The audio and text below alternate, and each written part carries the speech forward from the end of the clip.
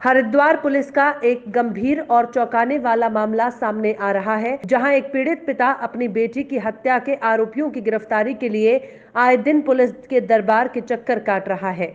लेकिन 15 दिन बीत जाने के बाद भी पुलिस ने किसी भी तरह की कार्रवाई हत्यारों पर नहीं की।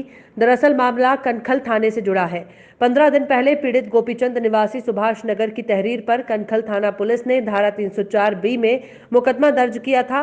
पीड़ित गोपीचंद का आरोप है कि मुकदमा दर्ज होने के बाद से इंसाफ के लिए लगातार चक्कर काट रहे हैं, लेकिन कोई भी कार्रवाई पुलिस द्वारा दहेज हत्यारों पर नहीं की जा रही।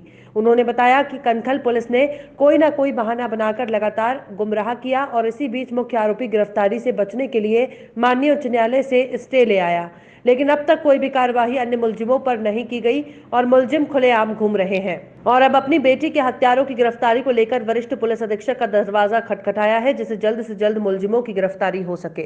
बेटी का रिश्ता जमालपुर कला झंडे चौक पर तय किया था, उनके शर्तों के अनुसार किया था। फिर मैं 2 महीने की मैंने 27 फरवरी को शादी की थी अपनी बेटी की। 2 महीने के बाद मेरी बेटी को उन्होंने परेशान करने लगे थे।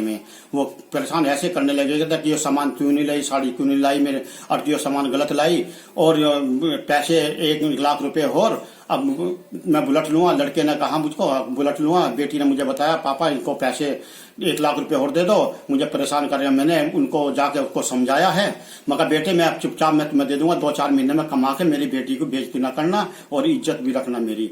अच्छा जी, उसके बाद फिर मैं समझा। 3-4 दिन के बाद फिर 15-20 दिन के बाद फिर करने लगे परेशान। फिर समझाया मैंने। फिर उन्होंने कुछ दिन के बाद मेरी बेटी की हत्या कर दी। हत्या करने के बाद फिर उन्होंने मुझको खबर भी तक नहीं दी।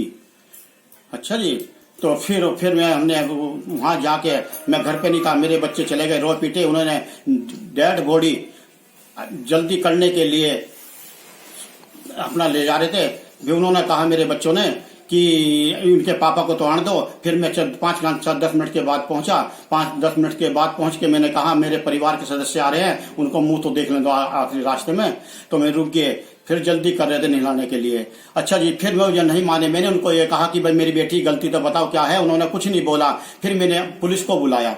मैं करिए पुलिस को बुलाने के बाद मैं फिर उसको पुलिस को पोस्टमार्टम के लिए ले गई। पोस्टमार्टम के लिए जाने के बाद फिर उसका संस्कार करा। पुलिस ने उनका कुछ नहीं किया। फिर पुलिस में मैंने 24 तारीख को रिपोर्ट दर्ज कराई।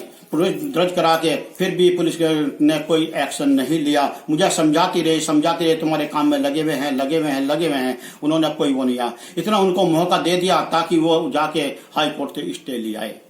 अच्छा जी, अब पुलिस प्रशासन कुछ नहीं कर रही है, कोई मेरी सुनाई नहीं कर रही है। मैं गरीब आदमी हूँ, पैसे वाले आदमी हैं, मैं क्या करूं? मैं मजबूर हूं, मैं परेशान हूं। अच्छा जी, मेरी कोई सुनवाई नहीं हो रही। जो मुख्य अदर है वो तो अपनी स्टे ले आया। फिर जो 3 हैं उनको गिरफ्तार करने की कोशिश नहीं की पुलिस ने अब तक भी। आपकी क्या मांग है? मेरी मांग है मेरी बेटी का इंसाफ। मेरी बेटी का इंसाफ चाहिए, मुझे कुछ नहीं चाहिए। बस मैं यही चाहता हूँ, मेरी बेटी का, किसी बेटी के साथ नाजायज ऐसा ना हो जैसे मेरी बेटी के साथ हुआ।